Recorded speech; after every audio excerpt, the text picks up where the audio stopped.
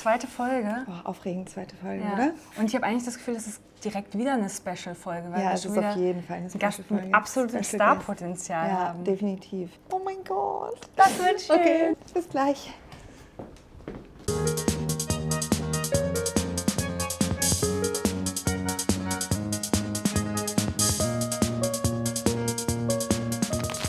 Herzlich willkommen zu einer neuen Folge Brotlos Late Night, eurer Theatershow mit sehr viel Brot, wieder aus unserem schönen Le Fong Studio in Hamburg. Wir sind eure Hosts Christina Nadi und Hanna Ehlers und freuen uns sehr, dass ihr eingeschaltet habt.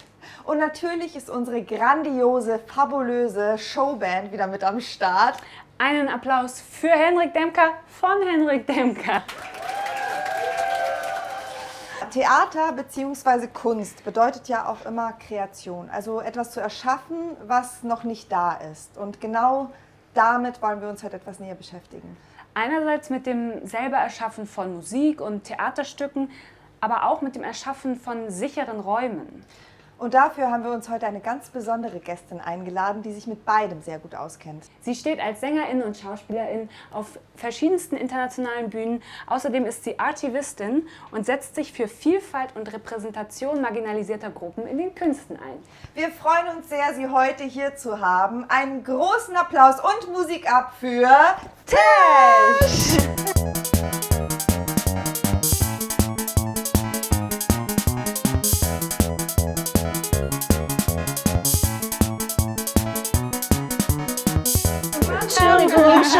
Entschuldigung. Have a seat. Schön, dass du da bist. Hier ist dein Getränk und vor allem dein Wunschbrot. Wir haben Kürbiskernbrot mit Frischkäse, Pfirsich, frischem Basilikum und Balsamico-Creme. Warum hast du dir das Brot ausgesucht? Das erinnert mich immer so an den Sommer und wir hatten ja keinen Sommer in Stimmt. Hamburg. So, ich dachte, ich bringe euch Sommer. Ja, das finde ich super. Sehr schön. Ich würde gerne wissen, ob es gelungen ist. Ja. Ob es wirklich so ist. Let me position myself. Yes. Brotlos. Das klang wie Simpsons irgendwie. Und? Ja? Chefskiss. Ja, schön. Ich habe ja dich eben kurz vorgestellt, was du so für verschiedene Sachen machst. Und wir finden ja die Bezeichnung Artivist oder Artivistin so schön. Magst du vielleicht einmal erzählen, was du darunter verstehst? When you are an artist who already comes from a marginalized group, you have a choice to make. Either you are actively doing something or you distance yourself, and it's no shade for either decisions because it's a really hard decision. And as a person who obviously is an immigrant in Germany, by default I have to do something about the environment I'm in, and the only thing that I am capable of doing is my art. So without me purposely wanting to be an activist, my art speaks about things that affect me and things that are in my community, which in turn turns me into an activist without me wanting to be one. So that's why I combined the two. It's not my coined term, it's out there in the world. But I found it fit perfectly for me because I am in a world that I, not particularly like how it looks. So it's my part to paint the wall that I am like living within. Okay. Wenn du sagst, you paint the wall, was ist deine Art, was ist deine Kunstform? I do everything that has to do with art. Like my first things that come to me are probably more music because that's something that is more automatic. But I prefer just being in as multidisciplinary as possible. Like if there's any art that I could learn today, I would be up for it. I painted when I was younger. I loved art school when I was younger. I did fashion design for a while. Wow. And even like cooking, that's art too? Right. Every time I'm cooking, it always annoys the people I cook for because they're like, we want to eat. And I'm like, wait, there's a little color missing. We need another color, because there's this typical thing back home about like every Sunday you have a big meal with like several colors and everyone always says 7 colors. So we always grew up saying 7 colors and we'd be counting, why isn't there a 7th color? Oh, that's it's like ridiculous. So everything is art really for me, and the best art is the paying art. Oh ja. Thank you. Yes. Eine Gruppe, mit der du auch wahrscheinlich viel Artivism machst, ist die KünstlerInnengruppe House of Brownies. Magst du mal ein bisschen erzählen, wer ihr seid, wie sich die Gruppe entwickelt hat und was ihr so macht?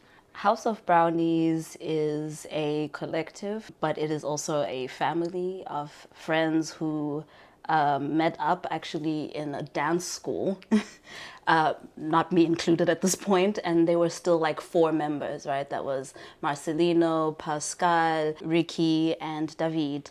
And these 4 people were in a dance school and were the only like brown people, and they started being nicknamed by that in a derogatory way, and they decided that they would claim it and actually become the Brownies that they were being named. And the rest of us who then joined at some point or the other were also connected to these particular 4 people and also had the same visions of wanting to create spaces for marginalized people with the focus on BIPOC queer people, because those are like the intersections always get forgotten. It's always like, oh yeah, it's Black people, and then we always forget all the other intersections that fall under being Black. So we wanted to make sure that here in Hamburg and wherever else Germany invites us to, that we can give people a bit of representation. And how does it look like? You said they started as a dancing crew. You're doing performances, is that right? Right. No, they just met at a dancing school. They're I like know. the 4 of them are dancers. Yes.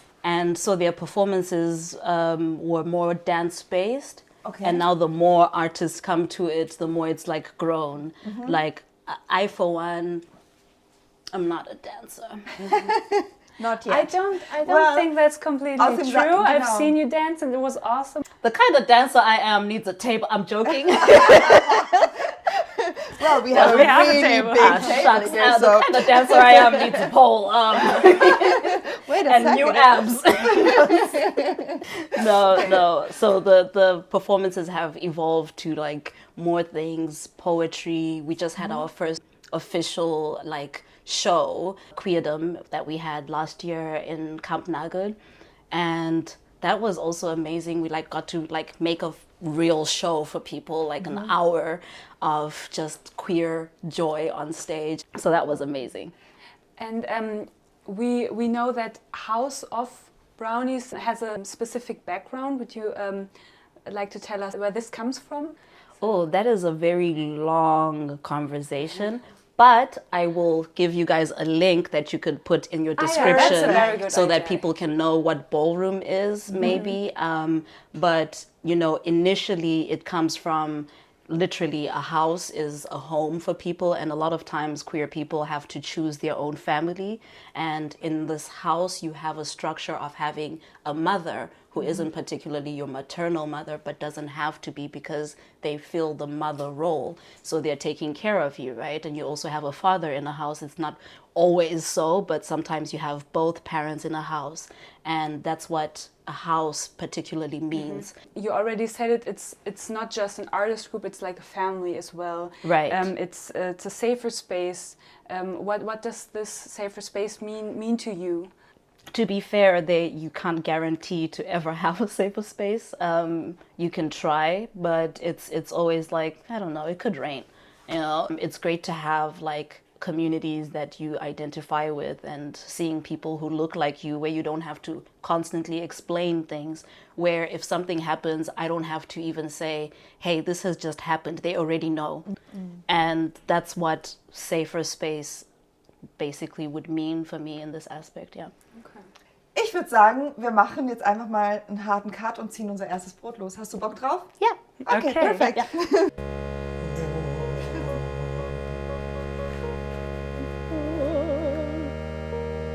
The Holy Grail is in my hand. Ein Toast auf. First time ein Toast auf. Genau. So. Wir haben hier einen Toaster Yes. und werden gleich ein Brot toasten. Und solange wie das Toast toastet, darfst du jemanden empfehlen, jemanden hypen, jemanden, den du gut findest. Gerne direkt ans Publikum. Bist du bereit? Ich bin bereit. Go. Ein Toast auf, or a big shout out to all the immigrants who live in Germany. I see you. I know that this world makes you feel a bit like you're probably just a number. You're not. You're a real person with real feelings. And I know that because guess what? You guessed it. Anyway, moving right along, a toast to all the queer people, all the people who are doing things while they're mentally ill. I see you too. A toast to myself, because guess what? I brought myself here too. I don't know why the music is going faster, but that's making me a little nervous. So a toast to you and you and you and your mama too. Das war eine Einführung unserer Rubrik. Ein Toast auf ist perfekt. Vielen Dank für diesen tollen Toast. Also wir haben gerade über Safer Spaces gesprochen, über House of Brownies und du hast auch Erfahrungen an Theatern gesammelt als Schauspielerin. Wie könnten deiner Meinung nach Theater auch safer Spaces werden? We are living in a predominantly white place, right? So white people are the majority and then there's immigrants.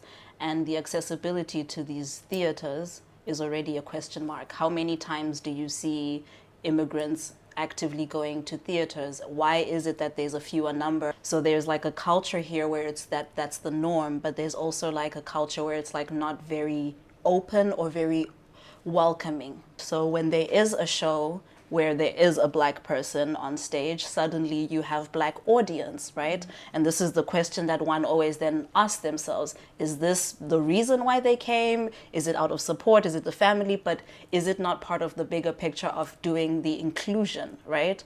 So I think that a lot of theaters maybe don't need to just think about inclusion as a, oh yeah, we're going to put a black person on stage once in a while. They need to think about how is the black audience that is particularly going to come, is it going to be welcomed well by our service, by our other guests? Is there something we are doing to make sure that the rules and regulations are set? Because as much as we are all adults, we also know that there are adults who don't know how to behave, right? So we need to put certain things in place so that we can assure our audience a great time.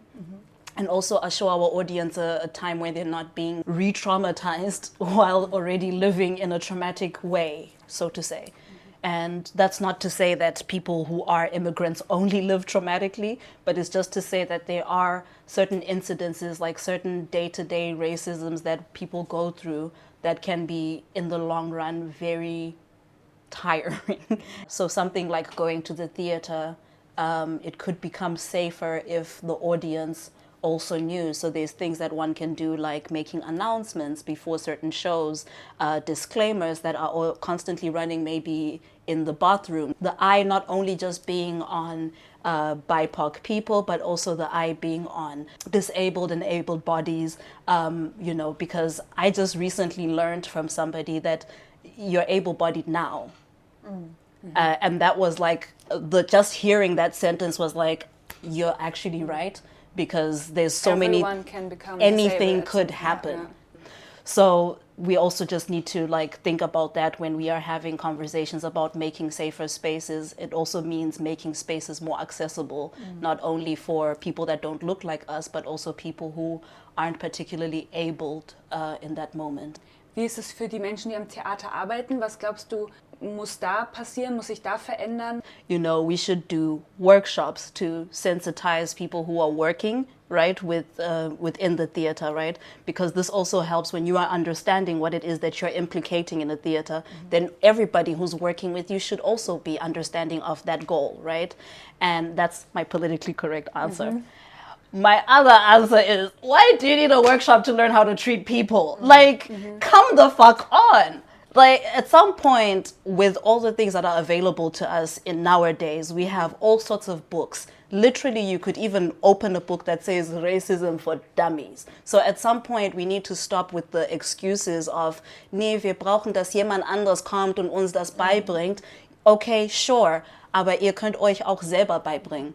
You have the means. Wir können ja auch in die Description Box einfach mal ein paar Literaturempfehlungen reinschreiben, wie sich weiße Menschen selber ein bisschen educaten können, damit nicht andere Menschen diese Arbeit übernehmen müssen. Yeah. Especially if you ain't getting paid to do the work. Why am I not getting paid to fix what I didn't break? It is my responsibility to create my safe space, but it's also the responsibility of the people around to want that safe space. Yeah.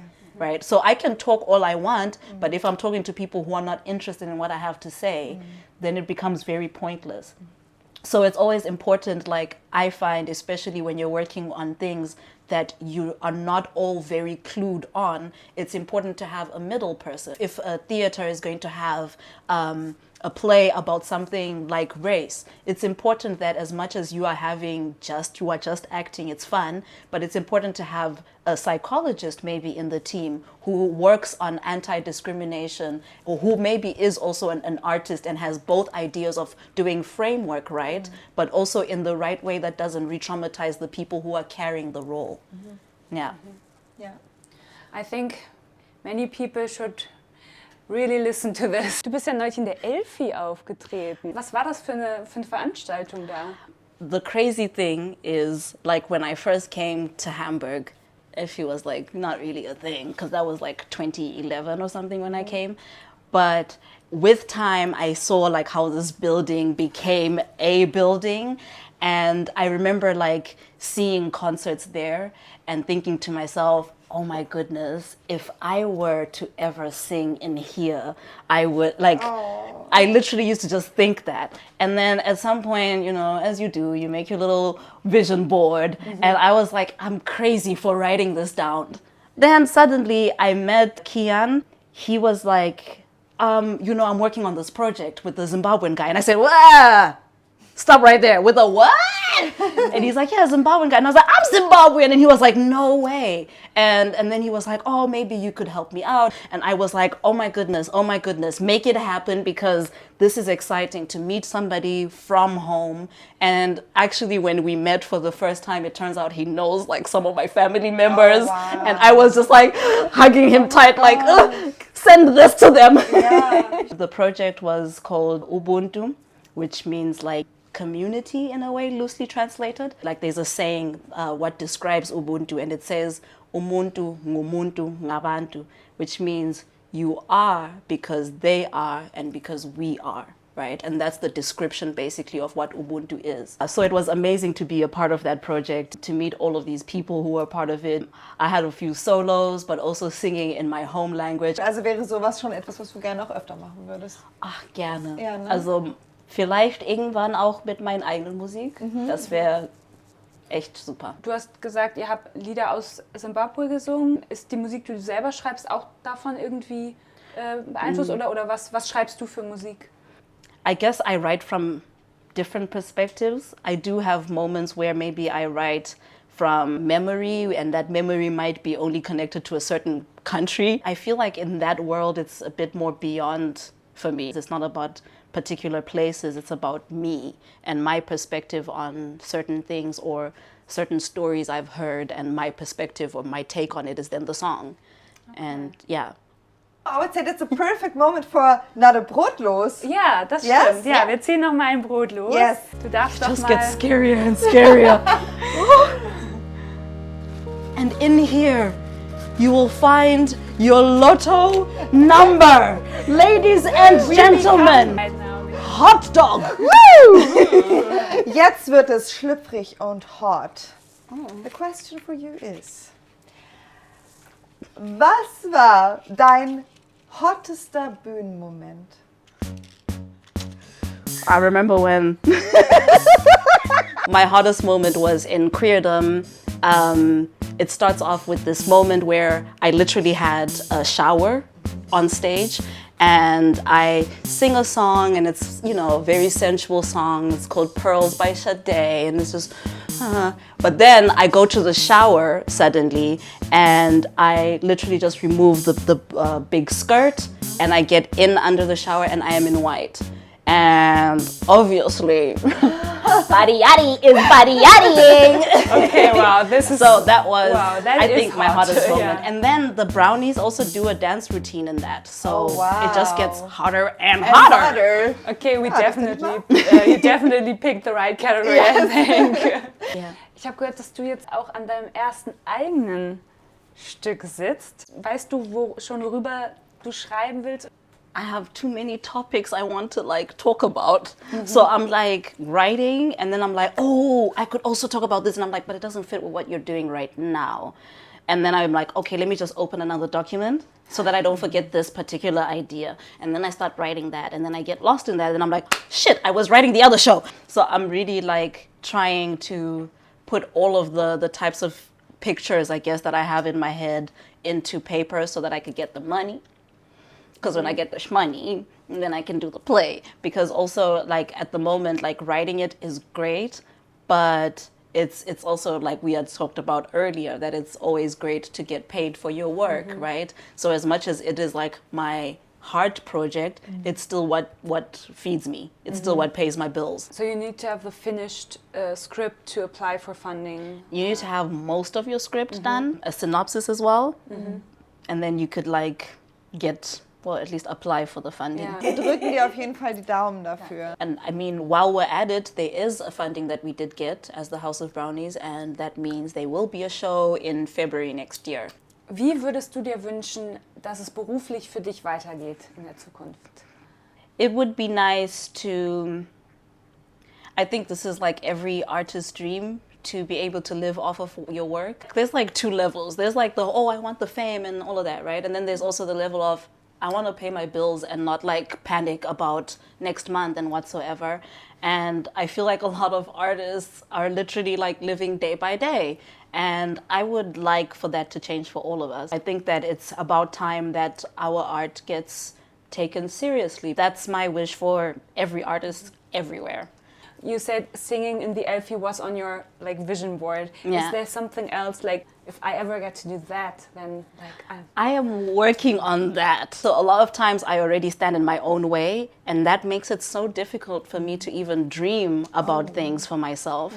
And that's when I'm like, okay, now it's becoming a problem if I can't like actually even dream for myself because of something that isn't even happening in real life yet. Like a dream is supposed to be just a dream, right? Where you can just imagine whatever you want for yourself. But somehow that's something I still need to work on, definitely. I need to work on being able to envision myself in better positions than the one that I'm in without making it about how my reality is in this country. Now, Gibt es jemanden, den du hier gerne auf unserem Sofa sehen würdest? I would like to nominate Pascal Schmidt. Okay. The Schmidt. Zum Abschluss möchten wir gerne von dir wissen, was wünschst du dir für das Theater in der Zukunft? You know, this is what my biggest dream for theaters is.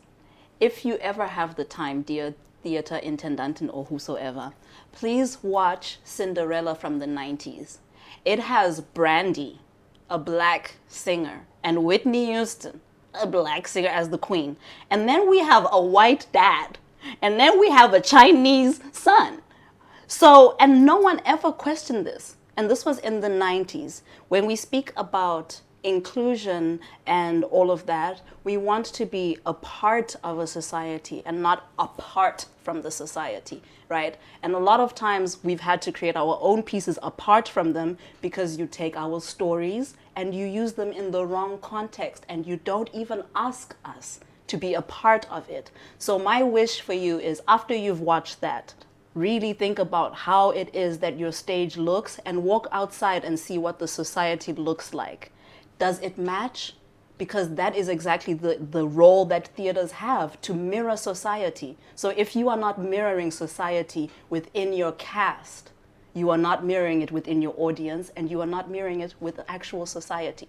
Thank you very much. This was a really nice Abschluss. Aber es ist natürlich noch nicht der richtige Abschluss. Wir freuen uns total, denn du hast uns ein Lied mitgebracht und hier in der Sendung nennen wir das Croissant. Deswegen darfst du dich hier gleich auf unserer Showbühne bereit machen und dann freuen wir uns auf dein Croissant und hören gleich Tash mit Redemption. Viel Spaß! Well, I've been running, trying to find my way home. Yeah, I've been chasing, looking for a lost soul. Help me, oh Lord, I pray. Help me to find my way, 'cause I won't be here without redemption.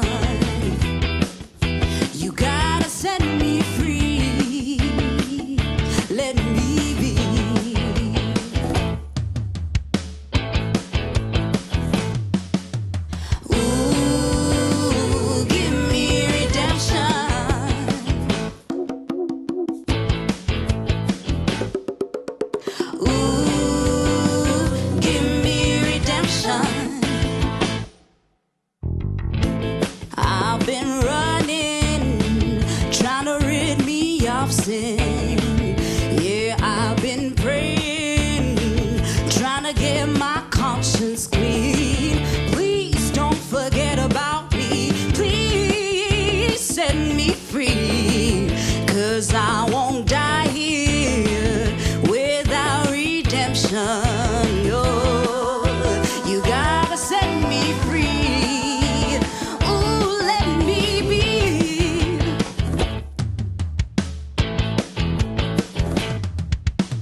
Ooh, give me redemption.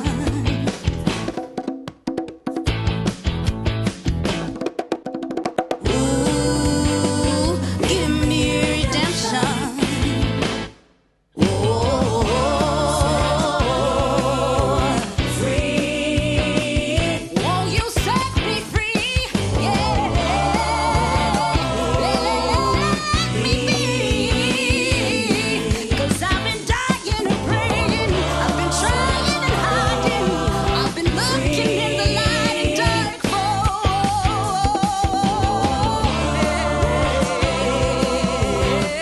Won't you let me be?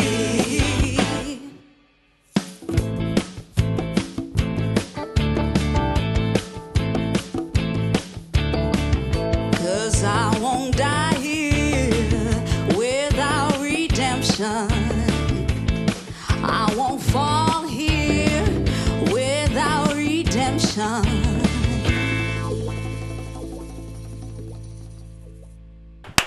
Dankeschön. Oh, thank you very much. This was awesome. Ja, vielen Dank, dass ihr heute wieder dabei wart zur zweiten Folge Brotlos Late Night. Vielen Dank, Tash, dass du Vielen lieben dabei Dank, warst. Tash. Danke, dass ihr auch dabei wart. Genau, wir sehen uns dann in 2 Wochen wieder hier. Und bis dahin sagen wir auf Wiedersehen. Und ciao, Butter! I didn't know we were doing that.